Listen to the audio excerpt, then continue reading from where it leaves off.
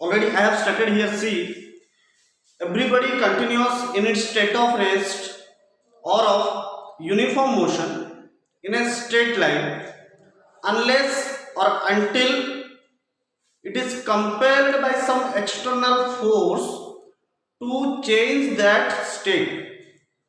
So here we are coming for your first law of motion. This is the statement which are given in your textbook. Okay. So today let us understand this statement, what it actually means, what it gives actually. Actually, from Newton's first law of motion, we got the conceptual definition of force, or else you can say the theoretical definition of force, or else you can say qualitative definition of force. So there is a question, from which law you got the qualitative definition of force? The answer is Newton's first law of motion. There is another name of this law, that is law of inertia. Also you can say, or else we can ask you, write down laws of inertia.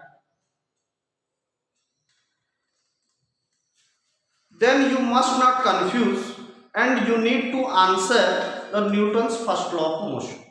If you write Newton's first law of motion replacing laws of inertia, that is also correct. Okay.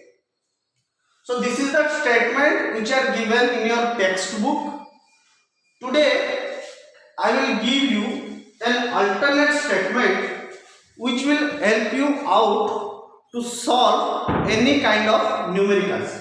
First note it down, take a screenshot, then we will see the alternative statement for your Newton's first law of motion.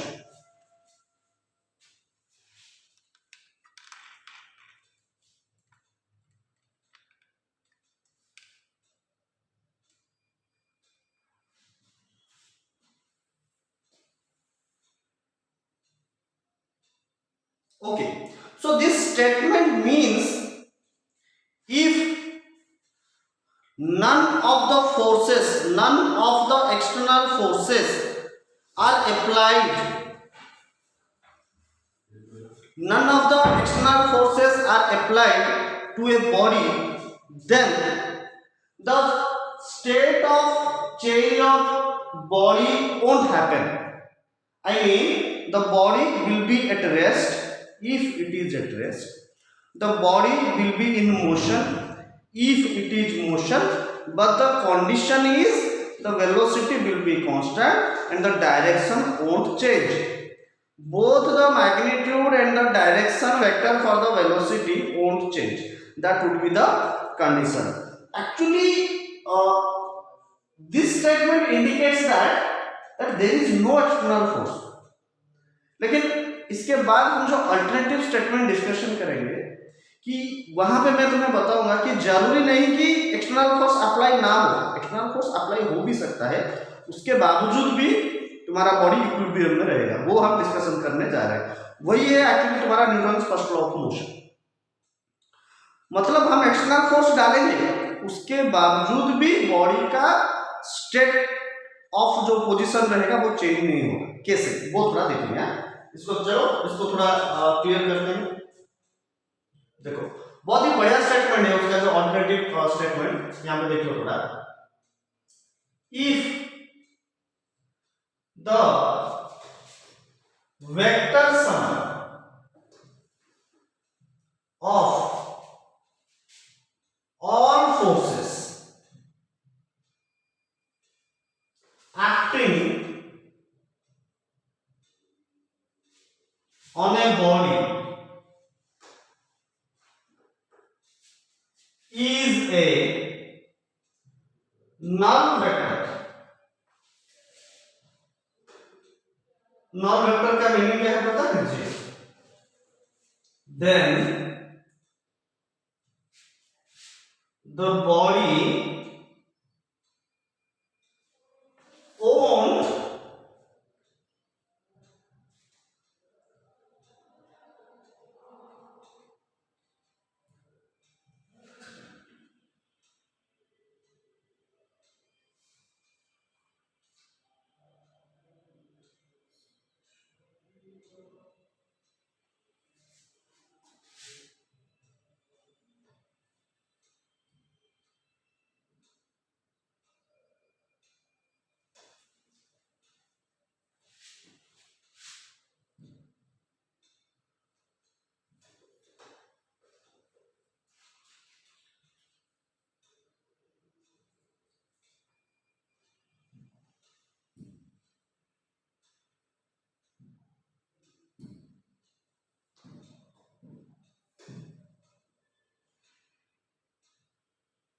चलो ये statement को थोड़ा लिख लो, मैं समझा दूं। So if the vector, देखो मैं फिर से पढ़ लेता हूं। If the vector sum of all forces acting on a body is a null vector, bracket में 0 लिख लो, then the body won't accelerate. F net equal to 0, a equal to 0, a equal to 0 का मतलब है acceleration equal to 0, और वो बड़ा सा ब्रैकेट में मैंने लिख लिया है F x equal to 0, F y equal to 0, F z equal to 0, उसमें कमा देके फिर से मैंने लिख लिया है कि x के डायरेक्शन में भी एक्सेलरेशन 0 है, y के डायरेक्शन में तुम्हारा एक्सेलरेशन 0 है, और फाइनली z के डायरेक्शन में भी तुम्हारा एक्सेलरेशन 0। चलो इसको थोड़ा नोट कर लो, उसका मीनिंग समझते हैं।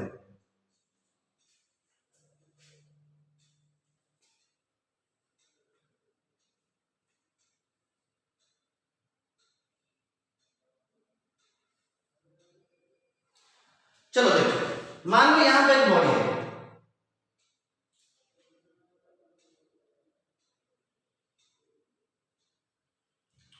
और यहां पे कुल मिला के मैंने 4 फोर्स लगा दिया इसमें। देखो ये जो बॉडी है इसमें मैंने 4 फोर्स डाल दिया, इस तरफ से एक फोर्स डाल दिया F1, इस तरफ से एक फोर्स डाल दिया F2, इस तरफ से एक फोर्स डाल दिया F3, इस तरफ से एक फोर्स डाल दिया F4। तो स्टेटमेंट क्या बोल रहा है? स्टेटमेंट बोल रहा है if the vector sum of all forces, यहां पे कितना फोर्स है? 4 फोर्स। अच्छा फोर्स एक कौन सा क्वांटिटी है? फोर्स एक वेक्टर क्वांटिटी। चलो मैं 4 वेक्टर को मिलाता हूं, F1 plus F2 plus F3 plus, अगर इनका वेक्टर सम, देखो मैंने कैसे मिलाया है इनको, अलजेब्रिकली नहीं मिलाया है मैंने अकॉर्डिंग टू वेक्टर एडिशन में मिलाया है। ओके, अगर इन चारों का समेशन इफ लगाया, अगर का मतलब if the vector sum of all the forces, यहां पे 4 फोर्स लगे हैं, चारों को मैंने वेक्टर सम कर दिया, अगर इनका रिजल्ट 0 आता है, देखो यहां पे लिखा भी हुआ है acting on a body is a null vector, 0 को नल वेक्टर भी बोला जाता है, ये तो वेक्टर में वेक्टर चैप्टर में बोला गया है, ये तुम्हें पता भी है। Then the body won't accelerate, ये लाइन का मीनिंग थोड़ा कॉन्सेप्चुअल है। won't accelerate का मतलब है, जब तुम्हें काइनेमेटिक्स पढ़ाया गया होगा वहां पे एक चीज तुमने ध्यान दिया होगा कि बॉडी अगर रेस्ट में है तो डेफिनेटली बॉडी कहीं पे मूव नहीं कर रहा है, तो उसका वेलोसिटी 0 है, जिसका वेलोसिटी 0 है सो डेफिनेटली उसका एक्सेलरेशन भी तुम्हारा 0 होगा।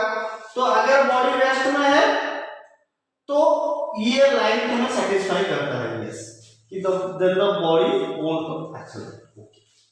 दूसरा चीज, अगर बॉडी मोशन भी कर रहा है तो भी ठीक है, एक्सेलरेशन 0 हो सकता है। कैसे?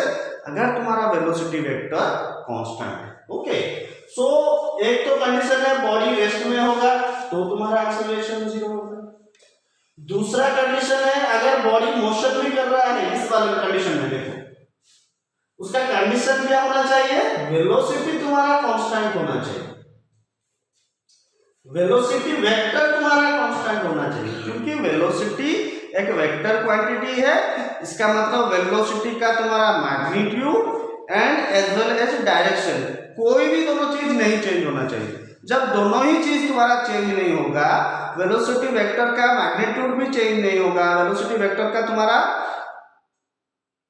डायरेक्शन भी चेंज नहीं होगा, तब हम बोलेंगे कि बॉडी फिर से एक्सेलरेट नहीं कर रहा है, इसका मतलब है एक्सेलरेशन।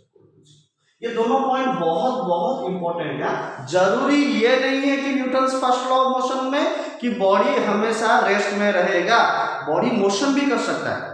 इसीलिए देखो पहला वाला स्टेटमेंट में इन स्ट्रेट लाइन करके मैंने एक लाइन लिखा था, इसका मतलब ये है कि डायरेक्शन भी नहीं चेंज हो सकता without the application of force. मतलब ये चारों को मिलाओगे, अगर 0 नहीं आ रहा है इसका मतलब है कि बॉडी एक्सेलरेट हो रहा है। ये एक पॉइंट में ध्यान रखना पड़ेगा।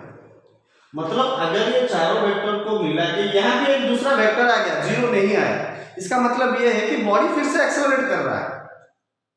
एक्सेलरेट कर रहा है मतलब बॉडी तो रेस्ट पे नहीं है, उसका वेलोसिटी कांस्टेंट नहीं है, या फिर उसका डायरेक्शन भी चेंज हो सकता है। तीनों कंडीशंस हो सकता है। हो सकता है बॉडी रेस्ट पे नहीं है, हो सकता है बॉडी मोशन पे हो लेकिन उसका वेलोसिटी चेंज होते जा रहा है, राइट। और ये भी चीज पॉसिबल है कि बॉडी का वेलोसिटी का डायरेक्शन भी चेंज हो सकता है। ओके, सो ये तीनों चीज पॉसिबल है। अगर ये चारों को मिला के तुम्हारा जीरो हो गया इस कंडीशन में, देन डेफिनेटली ये तीनों में से फिर से कहीं एक चीज पॉसिबल है। क्या है कि आइदर तो बॉडी रेस्ट में है या फिर मोशन में है लेकिन उसका वेलोसिटी चेंज नहीं हो रहा है, वेलोसिटी कांस्टेंट हो रहा है, या फिर उसका डायरेक्शन भी चेंज। ओके, चलो इतना नोट कर लो, फिर ये ब्रैकेट को समझते हैं इसका मतलब क्या है और इसका बढ़िया बढ़िया कुछ न्यूमेरिकल्स करेंगे।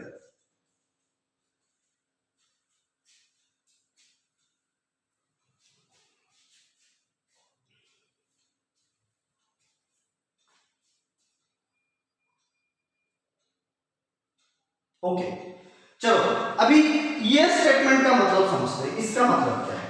F x equal to zero का मतलब है एक्स डायरेक्शन में तुम ग्राफ में बचपन से सभी लोगों ने ग्राफ किया होगा। इसको तुम लेते थे एक्स डायरेक्शन, पता है, इसको लेते थे वाई डायरेक्शन। ये तो तुम्हारा 2D में हो गया। अगर मान लो ऐसा एक डायरेक्शन तुमने ले लिया इसको परपेंडिकुलर, तो तुम्हारा वो बन जाएगा जेड डायरेक्शन बन जाएगा, राइट। सो ग्राफ में तीनों एक्सिस तुम्हें पता है, एक्स में भी पता है, वाई में भी पता है, इवन जेड में भी पता है। चलो कोई भी बॉडी अगर मूव कर सकता है तो डेफिनेटली लीनियर मूवमेंट ना, हाँ ये दूसरा चीज है। ये जो टोटल हम पढ़ रहे हैं ना अभी, मैं तुम्हें बोल दूं पहले से ही, ये हम लीनियर मूवमेंट हम डिस्कस करेंगे। हो गया कोई भी सर्कुलर मोशन या फिर रोटेशनल मोशन, ये चैप्टर में अभी डिस्कशन नहीं होगा, उसके लिए बनाएंगे हम एक सेपरेट चैप्टर सर्कुलर मोशन। तो न्यूटन्स लॉ ऑफ मोशन में हम जो मोशन डिस्कस करेंगे ना उसको बोलेंगे हम क्या, लीनियर मोशन ना। मतलब आइदर तो तुम्हारा बॉडी एक्स में ट्रैवल कर रहा होगा या फिर वाई में ट्रैवल कर रहा होगा या फिर जेड में ट्रैवल कर रहा होगा या फिर इन दोनों के कहीं में भी कॉम्बिनेशन में भी ट्रैवल कर सकता है। लाइक एक्स वाई में भी ट्रैवल कर सकता है, वाई जेड में भी ट्रैवल कर सकता है, इवन जेड एक्स में भी ट्रैवल कर सकता है। लेकिन जो घूमना वगैरह, सर्कुलर मोशन, रोटेशनल मोशन, ये सब चीज अभी इस चैप्टर में डिस्कशन नहीं होगा, उसके लिए एक सेपरेट चैप्टर बनाया गया। ओके, सो ये वाला जो लीनियर मोशन है इसको मैं बोलता हूं ट्रांजिशनल मोशन, वो भी लिख लेंगे। चलो इसको थोड़ा क्लियर कर लेता हूं। Okay, transitional motion,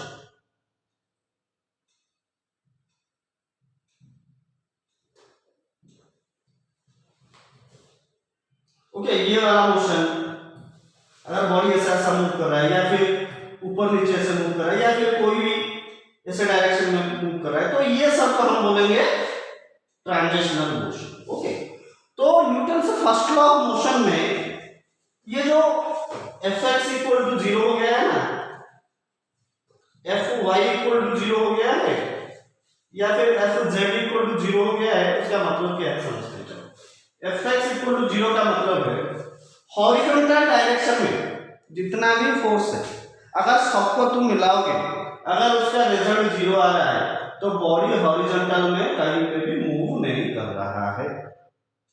similarly Y direction में अगर हर एक फोर्स को मिलाओगे अगर वो जीरो आ रहा है तो इसका मतलब है बॉडी वाई में भी मूव नहीं कर रहा है। सिमिलरली जेड डायरेक्शन में, मतलब ये डायरेक्शन में अगर हर एक फोर्स मिलाओगे और उसका रिजल्ट जीरो आ रहा है तो इसका मतलब है बॉडी जीरो, मतलब जेड डायरेक्शन में भी कहीं पे मूव नहीं कर रहा है। ये तीनों का मतलब है और ये तीनों का एक नाम है, पता है क्या? अगर बॉडी कभी ऐसा हो गया तो हम बोलेंगे बॉडी इक्विलिब्रियम कंडीशन में। कौन सा कंडीशन? इक्विलिब्रियम। ये थोड़ा ध्यान दे दो, अच्छा वर्ड है इक्विलिब्रियम कंडीशन। चलो मेरा हैंडराइटिंग थोड़ा खराब है, मैं फिर से बना देता हूं। ओके, अच्छा से लिख लेते हैं इसको। देखो U Q U I equilibrium, L I B R I U, okay, equilibrium condition. Body x में भी मूवमेंट नहीं कर रहा है, बॉडी वाई में भी मूवमेंट नहीं कर रहा है, इवन बॉडी जेड में भी मूवमेंट नहीं कर रहा है।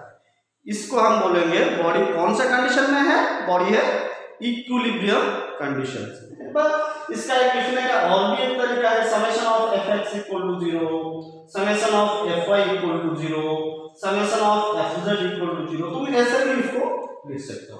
ये टोटल का मीनिंग ही यही समझाता है कि f नेट, नेट मतलब सब फोर्स मिला के 0 है और एक्सेलरेशन 0 है, और यही है तुम्हारा न्यूटन फर्स्ट लॉ। अभी तुम लोग सोच रहे होंगे कि ये तो छोटा सा स्टेटमेंट था हमारा हाई स्कूल कैरियर में, Newton first law of motion, इतना बड़ा कॉन्सेप्ट कैसे बन गया। एक्चुअली प्लस 2 आता है तो यही सब चीज हो जाता है तुम्हारा। ओके, ये कॉन्सेप्ट थोड़ा मतलब डीपली हम जा रहे हैं।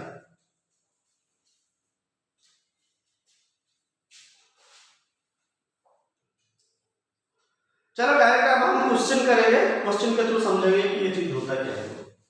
सवाल से ही तुम्हारा अच्छा कॉन्सेप्ट क्लियर हो जाए।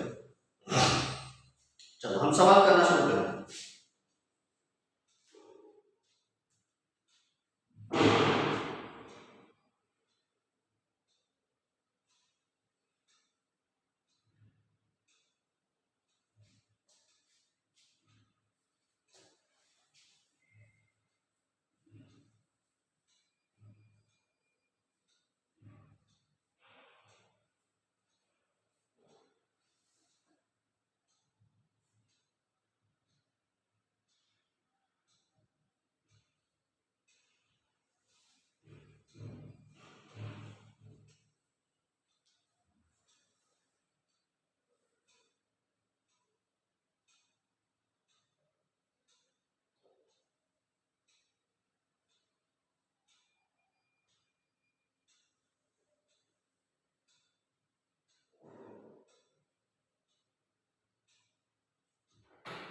ओके, चलो एक सवाल बनाते हैं इसका।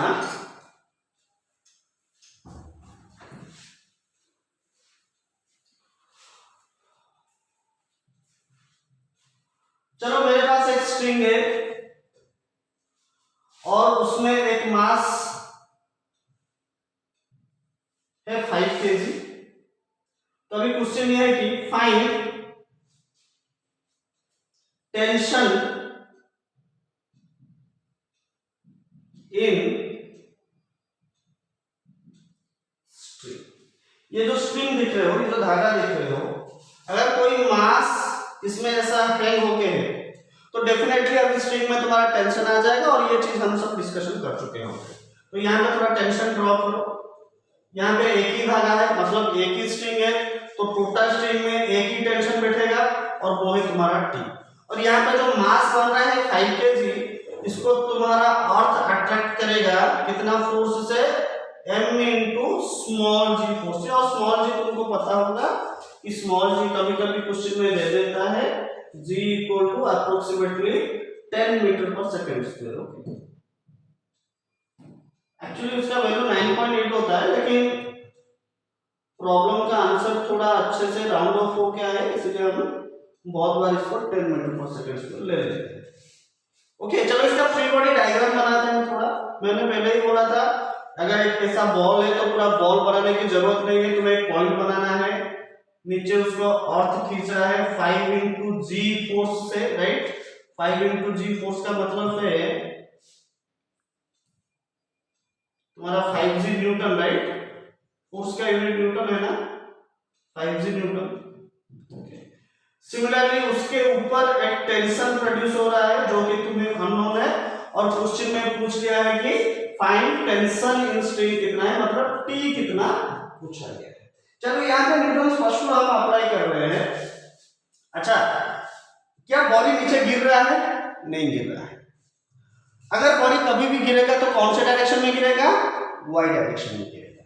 अच्छा, बॉडी क्या एक्स में कुछ मूवमेंट कर रहा है? नहीं कर रहा है।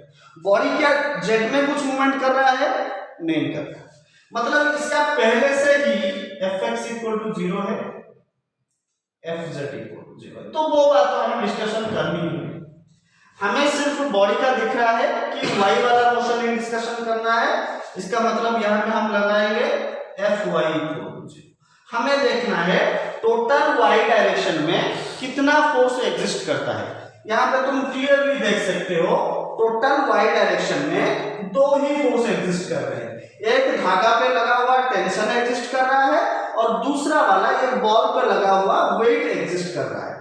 तो अब ये दोनों फोर्स को हम मिलाएंगे और उसको समेशन को हम 0 कर देंगे। लेकिन उसको कैसे मिलाएंगे उसका भी एक तरीका है। देखो मैं कैसे करता हूं। ये पहला वाला फोर्स है टेंशन, पहले मैं इसको लिख लेता हूं T प्लस ये दूसरा वाला फोर्स है कितना 5G, इसको लिख लेता हूं 5G। लेकिन यहाँ पे एक चीज ध्यान देने वाला है, जब तुम ऊपर के फोर्स को पॉजिटिव ले रहे हो नीचे के फोर्स को तुमको नेगेटिव लेना है। क्यों? क्यों ये ग्राफ का रूल है, पता है ना तुम्हें?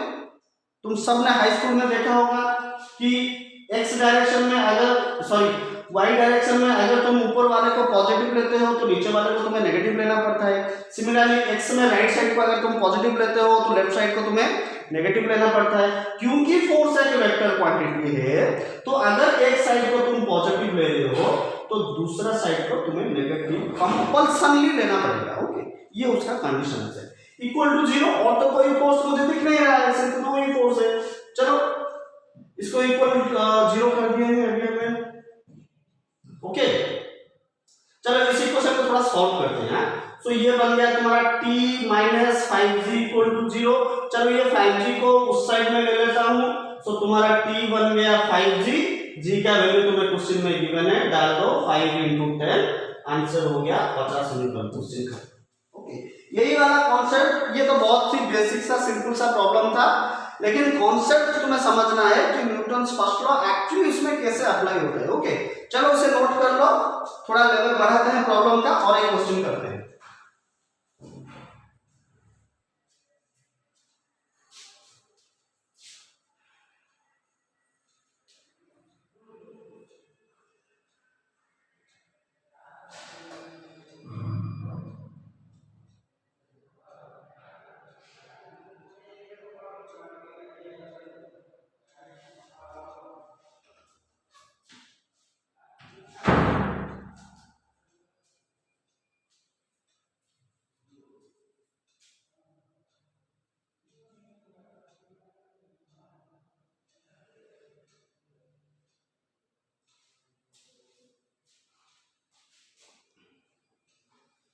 हो गया? चलो उसको मिटा लेता हूं, चाहो तो स्क्रीनशॉट ले लो या फिर रिकॉर्डिंग में फिर से देख लेना। चलो एक दूसरा सवाल करते हैं।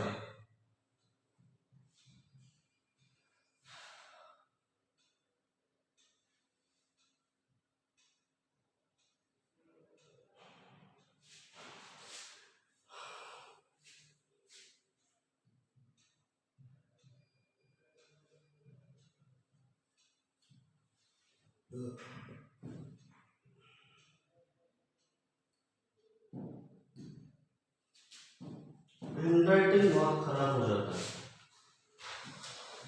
Find tension in all string. Okay, अच्छा पहले गिन लो ना कितना स्ट्रिंग है, 1 2 3, राइट? अच्छा नाम दे देते हैं, इसको पहला वाला स्ट्रिंग, इसको दूसरा वाला स्ट्रिंग और उसको तीसरा वाला स्ट्रिंग। ओके, तो यहाँ पे तुम देख सकते हो 3 स्ट्रिंग है और 3 मासेस है और हर एक मास का मास दे दिया है तुम्हें। एक को दे दिया है 2 kg, दूसरे को 3 kg और तीसरे को 4 kg। तो चलो शुरू करते हैं। यहाँ तो नीचे से शुरू करेंगे, थोड़ा तुम चाहो तो ऊपर से भी शुरू कर सकते हो, लेकिन नीचे से अच्छा रहेगा। तो फ्री बॉडी डायग्राम बनाना, देखो नीचे का नाम ले लेता हूं पहला वाला मास के लिए, तो उसे अर्थ खींचेगा कितने वेट से 4g, और ऊपर उसका एक स्ट्रिंग है उसमें लगेगा टेंशन T1। तो यहाँ पे तुम क्लियरली देख सकते हो दो ही फोर्स से इस बॉडी का डिस्कशन हो रहा है, ये दो बॉडी का डिस्कशन अभी नहीं हो रहा है, राइट? एक को हमें सॉल्व करके जाना है, एक साथ तुम तीनों को सॉल्व नहीं कर सकते। उसका अप्रोच कैसा है सीखो, प्रॉब्लम कैसे सॉल्व करते हैं, नीचे से करते जाओ इस टाइप के प्रॉब्लम को और एक को सॉल्व करके जाओ। पहला बॉडी पे आओ, उसका फ्री बॉडी डायग्राम बनाओ, उसमें कितना फोर्स लग रहा है ये चेक करो, उसमें से कौन सा अननोन फोर्स है उसको सॉल्व करो, फिर दूसरे बारे में जाओ। ऐसा रहेगा हमारा अप्रोच। तो देखते हैं। तो पहले बॉडी में दो ही फोर्स लग रहा है, ऊपर लग रहा है धागा में टेंशन T1, नीचे लग रहा है 4G, और तो कोई फोर्स दिख नहीं रहा है, इसका मतलब है T1 equal to 4G। Direct तुम लोग पिछली बार की तरह कर रहे थे ना, T1 minus 4G equal to 0। अब ये सब करने की जरूरत भी नहीं है, अगर तुम्हारा एक्सपीरियंस हो ही गया है तब मैं तुम्हें शॉर्टकट भी बता देता हूँ। अभी तुम ऐसा भी कर लेना, टोटल अपवर्ड कितना दिख रहा है equal to total downward force कर लो। Total upward force equal to total downward force, total right side force equal to total left side force. तुम ऐसे भी कर सकते हो। ओके चलो, T1 इक्वल टू 4G, मतलब G का वैल्यू दे दिया गया है 10 मीटर पर सेकंड स्क्वायर। क्या मैं इसको ऐसे लिख सकता हूँ 4 × 10, ये हो गया तुम्हारा 40 मीटर। तो एक आंसर आ गया तुम्हारा 40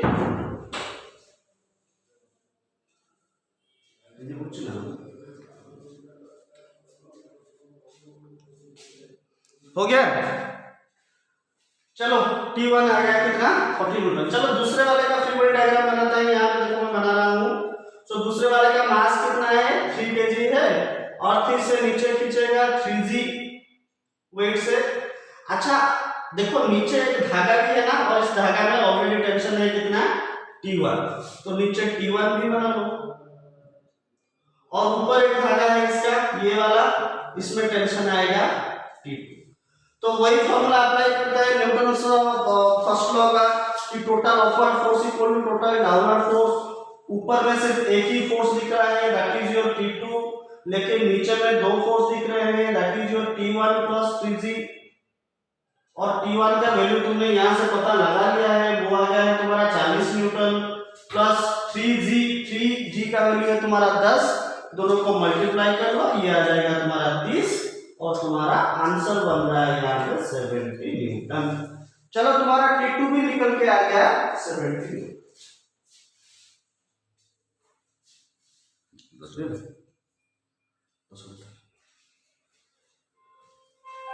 तो यहाँ पे तुम्हारा T2 भी निकल के आ गया 70। चलो लास्ट वाला करते हैं, नंबर 3 वाला स्ट्रिंग का टेंशन निकालते हैं। यहाँ पे मैं बना लेता हूँ नंबर 3 का, देखो नंबर 3 का फ्री बॉडी डायग्राम करो। अच्छा इसका मास कितना है 2 kg दिया है, तो नीचे उसको अर्थ खींचेगा कितने वेट से 2G वेट से। अच्छा इसके नीचे ये धागा भी लगा है, और ये धागा में कौन सा टेंशन है T2, और वो लगेगा नीचे की तरफ T2, और ऊपर उसका और एक धागा है उसके ऊपर टेंशन लगेगा मान लो T3। फिर से न्यूटन फर्स्ट लॉ लगा दो, total upward force equal to total downward force. ऊपर कितना फोर्स है एक फोर्स है T3, नीचे कितना फोर्स है दो फोर्स है, एक है T2 और दूसरा है 2G, right. T2 plus 2G, T2 तुमने ऑलरेडी यहां निकाल चुके हो कितना 70, और 2G मतलब क्या है 2 × 10 राइट 20, 90 न्यूटन आ गया तुम्हारा 3 आंसर। यहां पे तो एक बॉक्स बना देता हूं तुम्हारे लिए, T1 T2 T3। T1 कितना है 40, T2 आया 70 और T3 आ गया 90। चलो फाइनल आंसर खत्म। तुम्हारा 3 स्ट्रिंग का तीनों टेंशन आ चुका है अभी, और ध्यान देना यूनिट डालना मत भूलना, भले ही मैं भूल जाऊं लेकिन तुम लोग मत भूलना। फोर्स का यूनिट है न्यूटन, और तीनों का टेंशन हमारा आ चुका है अभी। T1 आ चुका है 40 न्यूटन, T2 आ चुका है T2 भी आ चुका है तुम्हारा 70 न्यूटन, और T3 भी आ गया है तुम्हारा 90 न्यूटन। ओके इसको नोट करो,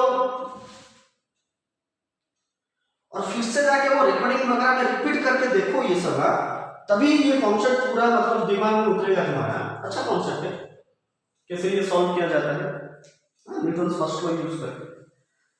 अगर ये हो गया तो हम प्रॉब्लम का लेवल थोड़ा और बढ़ाएंगे।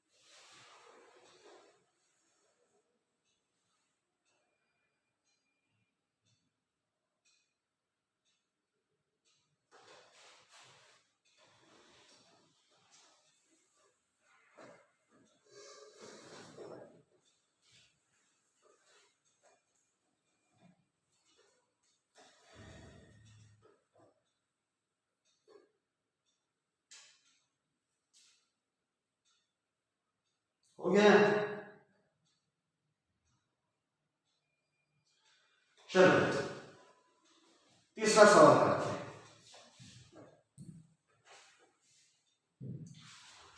चलो एक सवाल करते हैं।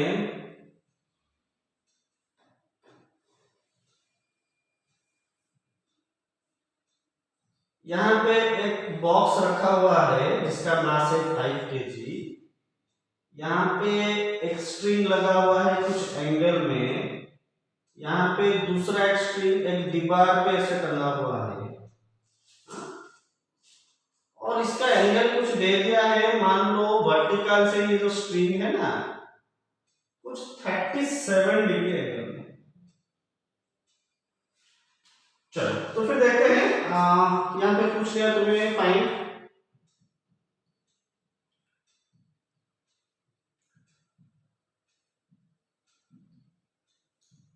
Tension in. अच्छा चलो देखते हैं। पहले टेंशन ड्रॉ कर ले। तो यहाँ पे टेंशन कैसे ड्रॉ होगा? अवे फ्रॉम पॉइंट पता है, ये तो धागा इससे अलग है तो इसका T1 मान लो, इसका कुछ मान लो T2।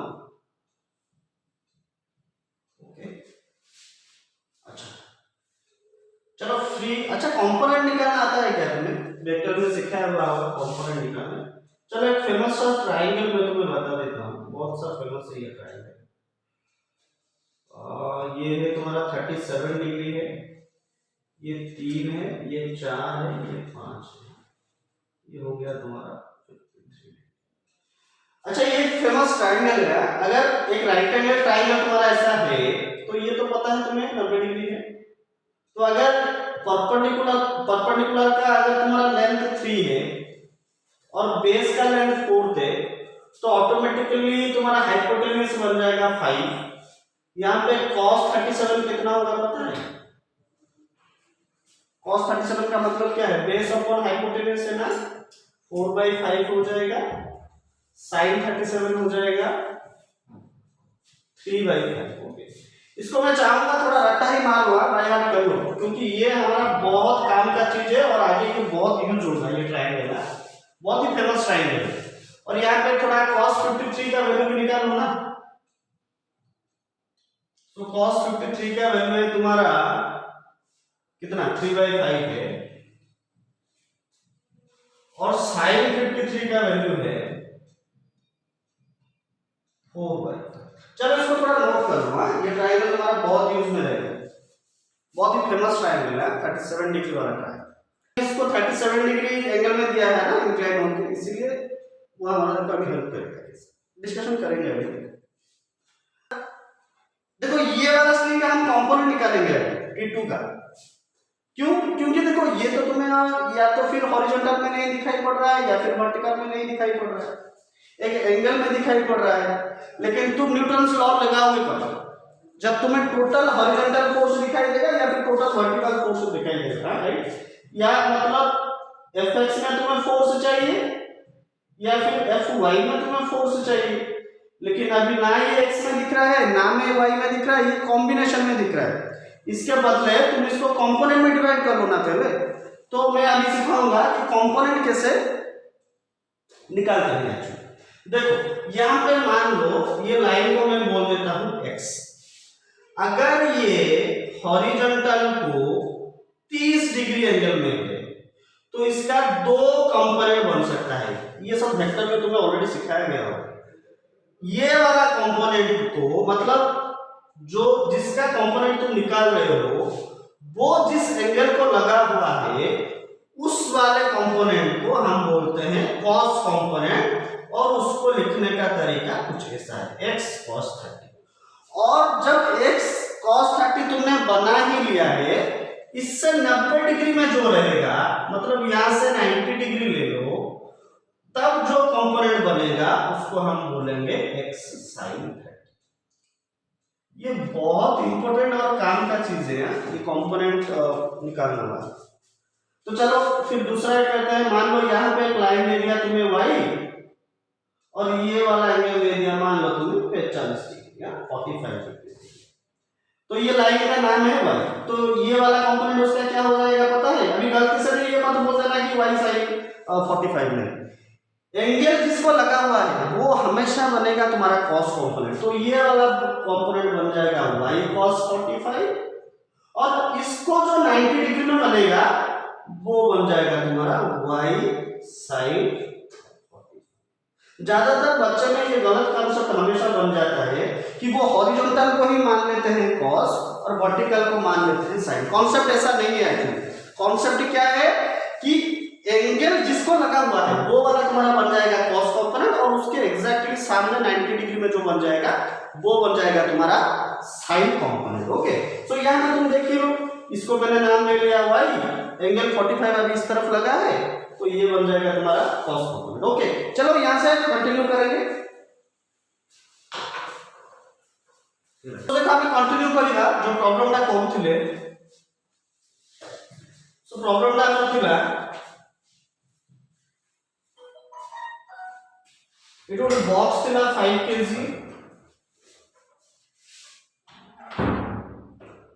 ताको दीटा स्ट्रिंग लागितला, स्ट्रिंग रा इथे 37 डिग्री एंगल है तो तमको क्वेश्चन थिला कि find tension in both string। Okay, चलो एटा मुने दे दिछु T1, एटा मुना दे दिछु T2 आकु मोले रिजल्व करबिया। देखो फ्री बॉडी डायग्राम डाउन छु मते 5 kg को पृथ्वी टाणु छु ताकू 5g वेट रे एपटे सीधा देखा जाउ छु तमर टेंशन T1, एपटे गोटे टेंशन देखा जाउ छु केते कहलो T2। एटा हछु फ्री बॉडी डायग्राम एफबीडी। देखो एटा केमि सॉल्व होबो देखो खाली। अच्छा ए एंगल तमर दे देछि 37 डिग्री, राइट? जदि एटा दे देछि 37 डिग्री ताहले ए एंगल तमर ऑटोमेटिकली जो 37 डिग्री तमर ए उपपाद्य सब मन थी 10th क्लास रे पढी दिलो। जदि एटा जति हेबो एटा सेति हेबो एंगल मन अछि एकांतर कोण नाम कोन थिला बरा से ओडिया ना जगह मोर मन पड़ुनी बट एक्चुअल में तुम ଟିକେ मन रखियो पड़िबो। ओके, सो जदी एटा 37 डिग्री ऑब्वियसली एंगल टा हेतो तुम 37 डिग्री, राइट? अच्छा जदी ए एंगल टा 37 डिग्री हेगला ए कंपोनेंट टा हेजिबो तुमरो T2 cos 37 काहे कि ना एंगल ए T2 माने T2 ए एंगल को लागि छि और जो एंगल को लागि छि ताकू जो कंपोनेंट आ रही हो सी ही हो सोडे cos कंपोनेंट आ यार परपेंडिकुलर रे जे रहला के रहला ए कंपोनेंट आ रहइबो ना ये हे जीवो T2 sin 37। आउ तो फ्री बॉडी डायग्राम रे क्लियरली कहूछ तळे अछि 5g एपर साइड रहला T1 ऊपर को रहला T2 cos 37 डिग्री एपर साइड रहला T2 sin 37 डिग्री। एबे देखो न्यूटन फर्स्ट लॉ पकेला total upward equal to total downward T2 cos 37 degree equal to 5g। T2 cos 37 रो वैल्यू केते एबे ही ट्रायंगल तुमको मन रखि के आस्तिले केते देइछो सेले 4/5 मन अछि वैल्यू 5g केते हो 0 वैल्यू 10 पहिला दरकार नै हवा g 10 नै होतो सो एडा गेला 50। सो T2 इक्वल टू केते हिजो पहिलो एडा सॉल्व करो ना। सो T2 इक्वल टू आंसर केते आसीबो 250/4 400 को 24 4 गुना 62.5 होची आंसर। सो T2 पर आसला 62.5। सो गोटे सरी गला total upward equal to total downward कर दो एबे total left side equal to total right side करिवो।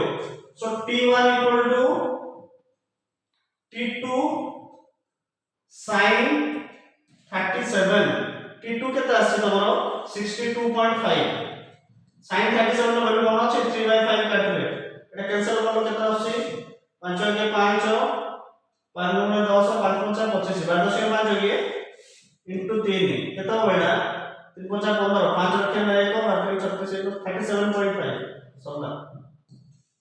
तमरो प्रयास रा दिबे आंसर है T1 T2 T1 आसला 37.5 न्यूटन T2 आसला 62.5 न्यूटन देखो कैलकुलेशन ये आसे पड़ियो तुमका मैथमेटिक्स कैलकुलेशन सॉल्व करिया आसे पड़ियो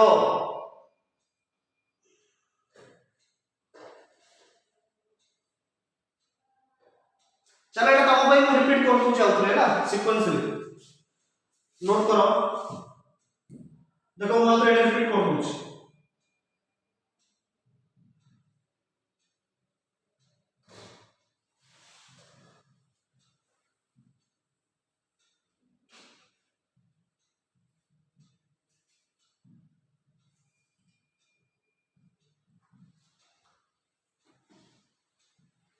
एटा T1 एटा T2 है ना और फ्री बॉडी डायग्राम ना मैं एटा करू छी एक्टिविटी फ्री बॉडी डायग्राम देखो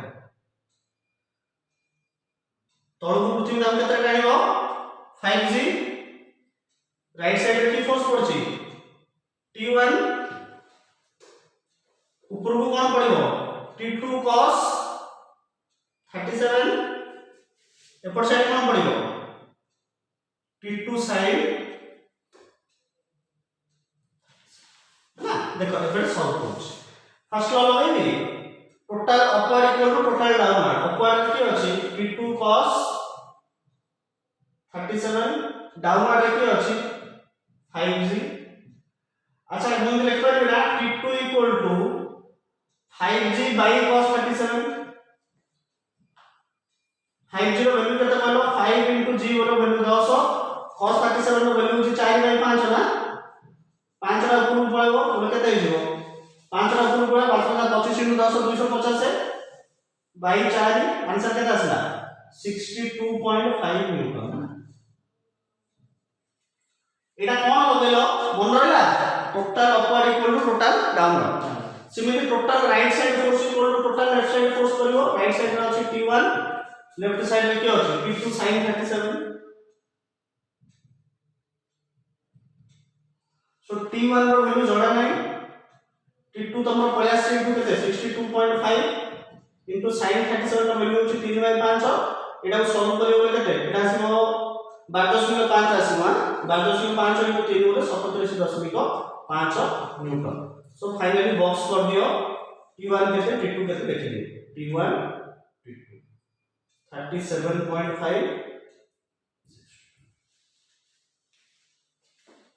हैला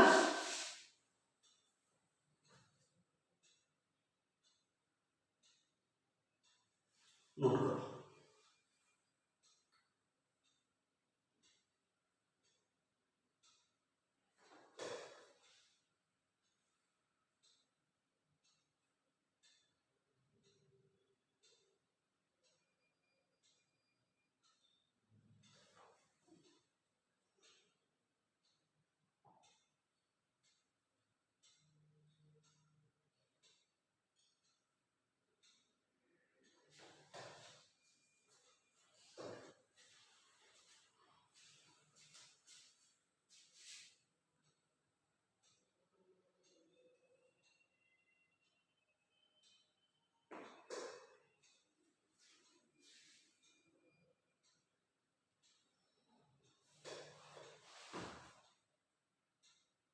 हैला चलो नेक्स्ट कॉन्सेप्ट देखिबा चलो नोट करो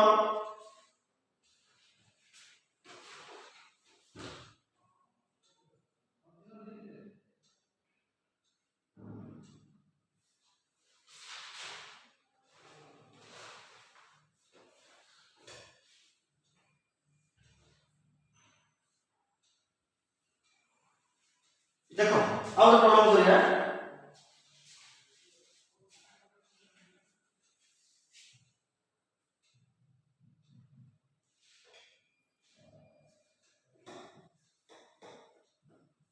गोटे मास देछि √2 kg ताको इमे दिटा स्ट्रिंग लागि छै एपड़ स्ट्रिंग ला 30 डिग्री एंगल अछि एपड़ स्ट्रिंग ला अछि 60 सेम क्वेश्चन कोन टेंशन काढ दीटा जा स्ट्रिंग रो। अच्छा फ्री बॉडी डायग्राम करबा ना। चलो √2 को पृथ्वी केतरा टाणिबो √2 * g एथरे तो तार डाउट नथिबो। अच्छा का को कोन नाम देबा एटा नाम देबा t1 ही एटा नाम देबा t2 फास्ट t1 रे हम सॉल्व करू। अच्छा 30 डिग्री लागे छी बोले ये हे जो cos कंपोनेंट ना। सो t1 cos 30 ऊपर को आसीबो t1 sin 1 से जेटा कंपोनेंट काढलो मझिटा मिले दबो t1 रो आ कुछ दरकार नै। सिमिलरली 60 लागे छी सो एटा हे जो cos कंपोनेंट एटा हे जो sin कंपोनेंट ना। सो t2 cos 60 ऊपर को आउट आसीबो t2 sin 60। चलो सॉल्व करिया हैला। सो फर्स्ट देखिबा total upward equal to total downward हो ना। Total upward equal to total ऊपर को केतना फोर्स है देखो दीटा फोर्स अछि t1 sin 30 plus t2 cos 60 equal to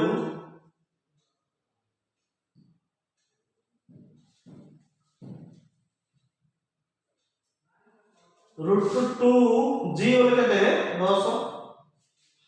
अच्छा sin 30 रो वैल्यू मन अछि केते हाफ। cos 60 रो वैल्यू मन अछि हाफ राइट। sin 30 रो वैल्यू जोटा सेटा जाके रिपीट कोड हो cos 60 रे 10√2 सो एटा केते हिजो। अच्छा एटा हिजो t1 plus t2 equal to 20√2 equation 1 जानो एटा केते हला मु डायरेक्ट एटा एलसीएम काट दे लॉस आउट काट देले तळे रजिबो 2 ऊपर रजिबो t1 plus t2 से एपट जाय सेटा बजर गुण नै जिवो क्रॉस मल्टीप्लिकेशन। सो 10√2 हिजो 20√2। अच्छा आउ कोन आइ परिबो एपट साइडटा करबा कि total right side equal to total left side सेटा बोलो भाई। टोटल राइट साइड केतना फोर्स अछि दीटा फोर्स अछि नै गोटे फोर्स अछि हला t2 cos 60 equal to एपटे t1 केते t1 cos 30 ना। अच्छा t2 by 2 cos 60 रो वैल्यू हाउ मच 1/2 cos 30 रो वैल्यू के होबो √3/2 ना। सो t1 √3/2 2 को 2 cancel. So t2 equal to केता आसला देखो t1 √3 ए वैल्यू ला ने इक्वेशन 1 रे पके दिवा put t2 equal to √3 t1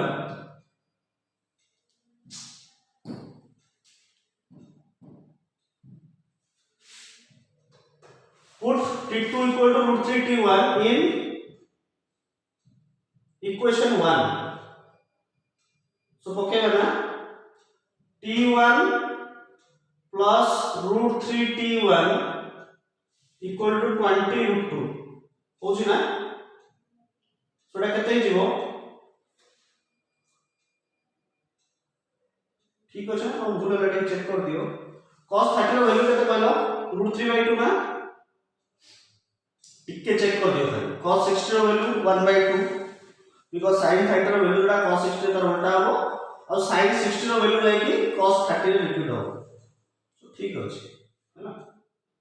सो एटु कोन हो t1 कॉमन बाहर को एटा केते जीव भितरे 1 plus √3 की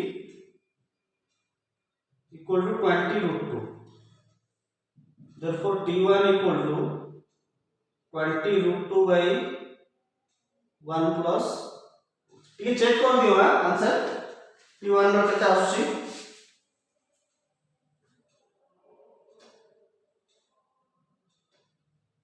तापर t1 रो वैल्यू नै कि t2 रे पके दो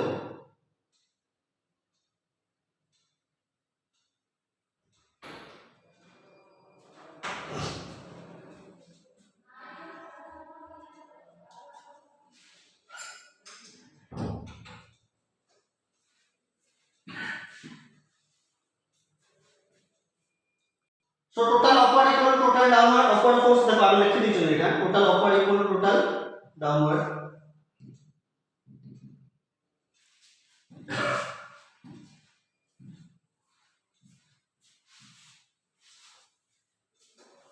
हला सो अपवर्ड फोर्स केटी अछंती P1 sin 30 आउ T2 sin 60 सो T2 sin 60 हो बेटा T2 sin 60 equal to 10 into √2 अच्छा sin 30 रो वैल्यू तुमको मन अछि हाफ आउ sin 60 रो value √3/2 so 10 √2 Etah तमरो loss of हे गेला केते 20 √2 एपड़ रहि जिवो कि आउ कहलो T1 plus √3 T2 yes equation 1 similarly total right side force equal to total left side force T2 cos 60 T1 cos 30 cos 60 रो वैल्यू हाफ cos 30 रो वैल्यू √3/2 सो एटा को तमे बैलेंस कर दियो T1 plus T1 equal to T2 √3 A value टा ने equation 1 रे put कर दियो हला सो T2 जगह तमे पके परिबो √3 T1 8 सो वैल्यू टा केता से चेक करो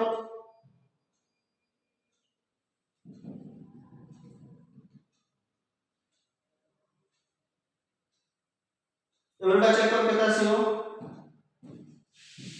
देखो T1 plus √3 T2 equal to 20 √2 सो तमरे एटा हेला केते T1 plus √3 into √3 T1 equal to 20 √2 अच्छा √3 multiply करो 3 T1 plus T1 4 T1 equal to केते 20 √2 therefore T1 equal to केते आसबेडा 5 √2 सो गोटे आंसर पळे आसला ए बॉक्स करी रखि दो T1 तमरो पळे आसला केते 5 √2 ए T1 रो वैल्यू ने कोड भी पके दियो तमे एठे पके दियो तमरो पळे आसीबो T2 सो एटा तमे 5 √2 पकेलो एटा 5 √2 पको एपर साइड देखो एपर साइड रो इरेज करछि